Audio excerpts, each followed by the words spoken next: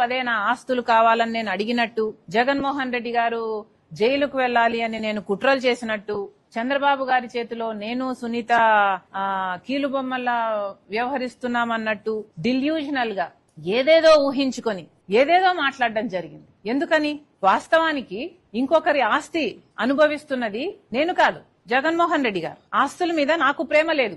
నా పోరాటము ఆస్తుల కోసం కాదు, ఆస్తులు నా అజెండా కూడా కాదు. నిజంగానే ఆస్తులు నా అజెండా అయితే తెలంగాణలో పార్టీ పెట్టేదాన్ని కాదు, అప్పుడే ఇక్కడ ఆంధ్ర రాష్ట్రంలో పార్టీ పెట్టేదాన్ని. ఆస్తులే నా అజెండా అయితే జగన్మోహన్ రెడ్డి గారు నేను సైన్ చేసుకున్న MOU పేపర్ ని ఇన్ని సంవత్సరాలుగా ఇప్పటికి కూడా బయట పెట్టకుండా, కోర్టులో ఒక కేసు వేయకుండా అది నా చేతిలో మాత్రమే పెట్టుకుని కూర్చునేదాన్ని కాదు. ఇప్పుడు కూడా ఆ MOU బయటకు వచ్చింది అంటే ఎందుకు వచ్చింది?